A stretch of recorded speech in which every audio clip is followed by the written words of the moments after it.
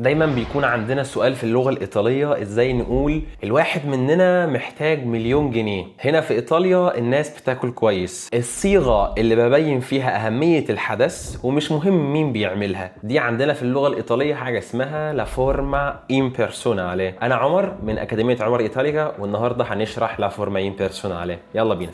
طيب خلينا في الأول نتفق إن إحنا هناخد النهاردة لا فورما impersonale، هناخد منها حاجتين، وقدام إن شاء الله هناخد حاجة اسمها السي باسيفانتي ولا فورما باسيفا ان جنرالي، علشان بس ما نتلخبطش وندخل الامور في بعضها واحده واحده في القواعد، واحنا ان شاء الله ماشيين بشكل كويس. اول حاجه لا فورما امبيرسونالي يعني ايه يا عمر؟ احنا قلنا اي مفهوم بنبص للمصطلح بنفصصه وبنفهمه. لا فورما امبيرسونالي عندي كلمه بيرسونالي يعني حاجه شخصيه. طب لما انا اقول امبيرسونالي يعني حاجه غير شخصيه، يعني انت يا عمر قصدك ان الجمله اللي بتتقال في لا فورما امبيرسونالي انا مش بحدد فيها السوجيتو، مش بقول مثلا عمر بياكل جبنه، مثلا عمر بيلعب كوره، او مثلا هنا عمر بياكل كويس. هنا انا حددت السوجيتو. في لا فورما امبيرسونالي مش مهم عندي مين بيعمل الحدث، المهم عندي الحدث نفسه. خلينا نقول جمله: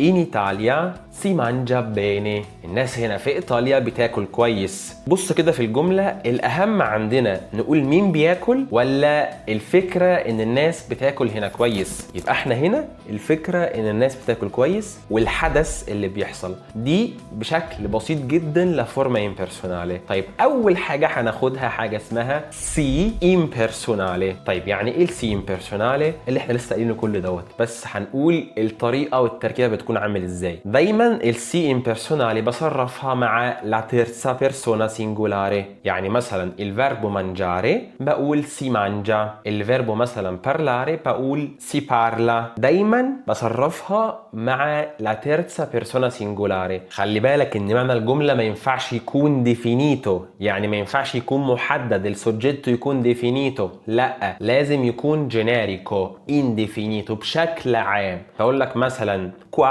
si parla solo l'italiano. ما قلتلكش مين بيتكلم، ما قلتلكش مين الفاعل، بقول لك بشكل عام، بقول لك ان هنا الناس بتتكلم ايطالي. ده الحدث المهم عندي، ده السي امبيرسونالي. دايما بقى هتلاقي حاجات مشهوره مثلا ايه: سي ديتشي، سي بارتي، سي بيوفي. كل الحاجات اللي هي بتتكرر دي هنحطها في الفايل كده ان شاء الله وهنحفظها، علشان هي بتتكرر كتير في المحادثه فنستخدمها ونبدا نطبق القاعده على طول. فدي اول حاجه السي امبيرسونالي. عندنا كده بقى ايه كذا ملاحظه علشان لما نيجي نطبق. اول حاجه السي امبيرسونالي في حاله الماضي بتاخد دايما الفيربو اسري. فيربو مانجاري بياخد افيري، بس مع السي امبيرسونالي هيتصرف مع اسري. فاقول لك مثلا سي مانجاتو بيني، سي مانجاتو بيني، فانا هنا صرفتها مع اسري.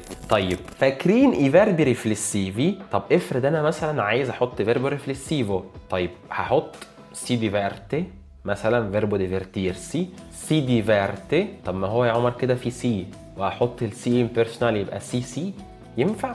لا، قال لك هنشيل السي الاولانيه دي ونحط تشي، علشان اول حاجه السوونو وعلشان ما نتلخبطش. فانت لما تشوفها تعرف ان التشي دي هي اصلا في سي في الاصل، بس شلناها علشان اول حاجه في ناس مدرسه بتقول لك سهوله النطق، وفي ناس بتقول لك علشان ديستينجوري السي، تعرف ان هي تميز يعني السي ديت. فمثلا هنقول qua ci si diverte، qua ci si diverte. طيب في حاجه اصلا اسمها لا فورما امبيرسونالي con i verbi. في افعال اصلا هي بتوحي بعدم وجود فاعل. فمثلا جمله شبه بيزونيا بارتيري بريستو، فانا هنا مش محدد ان هو يجب ان احنا نمشي بدري، فهنا انا مش محدد. ففي افعال اصلا هي استخداماتها بتوحي بعدم وجود سوجيتو او سوجيتو ديفينيتو، ودي دايما بتستخدم برضو alla terza persona singolare. مثلا ففريدو، فكالدو، كل الحاجات دي برضو بتخش في اطار لا فورما impersonale con i verbi riflessivi. في افعال برضو كده هي بتكون مشهوره: بيزونياري، سمبراري، امبورتاري. كل العائله الحلوه دي هحطها لك عشان تحفظها وتسهل على نفسك وتستخدمها. فدي كل حاجه خاصه بيه لا فورما امبيرسونالي. عايزك تحل تمارين، الدرس ممكن يكون فيه لخبطه شويه، حل التمارين طبق بفويس او فيديو علشان تعرف تستخدمها في الكلام. الدرس اللي جاي عندنا شرح زمن مهم اسمه il condizionale presente وبعدها الكومبوستو. بس كده، تشاو.